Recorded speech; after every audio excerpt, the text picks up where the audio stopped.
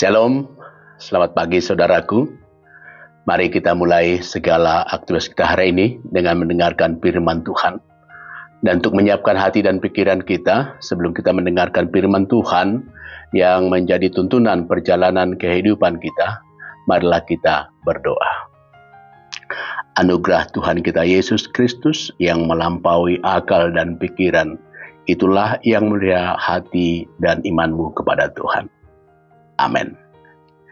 Saudaraku yang terkasih, dalam nama Tuhan kita Yesus Kristus, firman Tuhan untuk kita di pagi hari ini tertulis dalam kitab Yohanes pasal yang ke-16 ayat yang ke-8. Demikian firman Tuhan. Dan kalau Ia datang, Ia akan menginsafkan dunia akan dosa, kebenaran, dan penghakiman. Sahabat GKPS TV, mendekati waktu terakhir Yesus bersama-sama dengan murid-muridnya, Yesus menekankan betapa sangat pentingnya kehadiran Roh Kudus dalam diri para murid. Untuk lebih memahami perkataan Yesus ini, kita perlu membaca ayat sebelum teks hari ini, di mana Yesus mengatakan kepada murid bahwa Ia akan pergi kepada Dia yang mengutus Yesus ke dunia ini. Pernyataan Yesus ini tentu saja membuat murid terkejut, bahkan membuat hati mereka menjadi berduka. Disitulah Yesus memberi penguatan kepada murid dan berkata, "Lebih berguna bagi kamu jika aku pergi. Sebab jikalau aku tidak pergi, penghibur itu tidak akan datang kepadamu. Tetapi jikalau aku pergi, aku akan mengutus Dia kepadamu." Sesudah perkataan Yesus menghubungkan dengan perkataan, "Dan kalau Ia datang," tentu saja maksudnya, kalau Ia datang adalah kalau Ia penghibur itu datang. Kalau Ia Roh Kudus itu datang.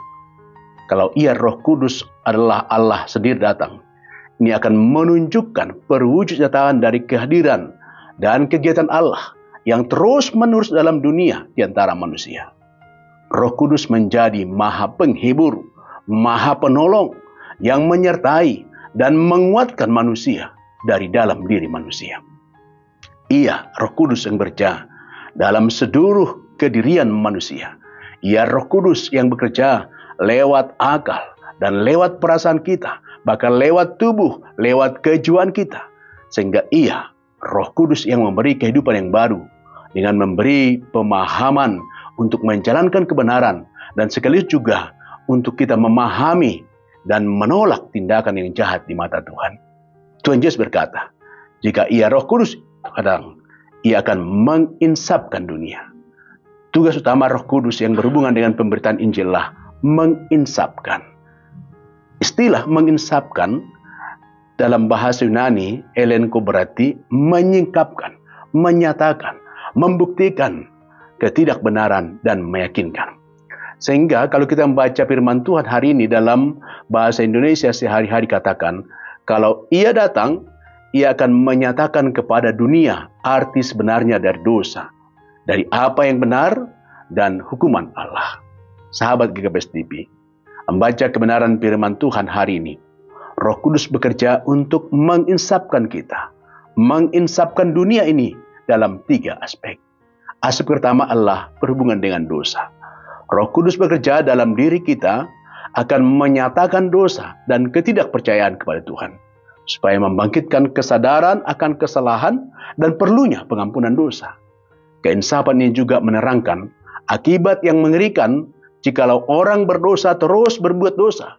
Karena itu setelah diinsafkan manusia, kita harus memilih untuk sungguh-sungguh berbalik kepada Yesus sebagai Tuhan dan Juru Selamat kita. Yang kedua, kita akan menyangkut aspek kebenaran. Roh Kudus mengucapkan orang bahwa Yesus adalah Anak Allah yang benar, telah bangkit dari antara orang mati, dimuliakan Allah, dan kini Tuhan atas segala sesuatu. Roh Kudus menyadarkan orang akan patokan kebenaran Allah ada di dalam diri Tuhan Yesus Kristus. Roh Kudus yang bekerja dalam diri kita akan menunjukkan apa dosa itu sebenarnya, serta memberi kuasa kepada kita untuk mengalahkan dunia dan keinginannya. Yang ketiga adalah aspek penghakiman. Roh Kudus juga menginsafkan, menyatakan bahwa iblis sudah dikalahkan di atas kayu salib, sehingga manusia dapat mengalahkan kejahatan. Ia, Roh Kudus, juga menginsapkan, menyatakan penghakiman Allah atas dunia ini, sehingga banyak orang yang lagi tidak merasakan damai sejahtera, tetapi tidak berhenti sana. Ia, Roh Kudus, juga menyatakan penghakiman seluruh umat manusia di masa depan. Saudaraku, dimanapun berada, satu tanda yang paling meyakinkan akan kehadiran dan karya Roh Kudus dalam diri kita, pribadi lepas pribadi, adalah tindakannya menginsapkan kita akan dosa, kebenaran, dan penghakiman.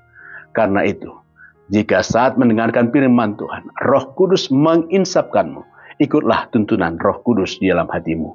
Ya, Roh Kudus menuntunmu ke kehidupan yang baru yang dipenuhi damai sejahtera Tuhan. Selamat, Roh Kudus bekerja di dalam dirimu. Amin. Marilah kita berdoa. Kami mengucap syukur untuk kebenaran firman-Mu, ya Tuhan. Biarlah kebenaran firman-Mu boleh menuntun setiap kami untuk berjalan pada jalan terberkati dalam nama Tuhan. Di dalam Yesus kami berdoa kepada Bapa di surga. Amin.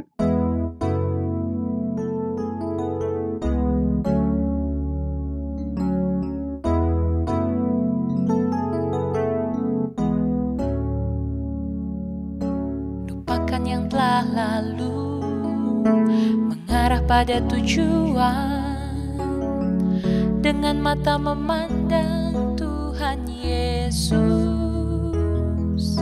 bertanding sampai menang, berlari sampai akhir, tanggalkan semua dosa yang melintangi.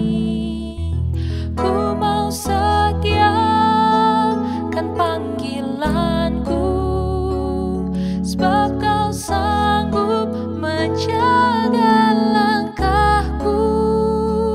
Pada janji-Mu ku percaya,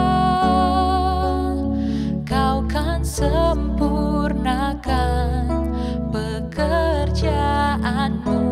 Ku mau setia kan panggilanku, sebab Kau sanggup menjaga langkahku.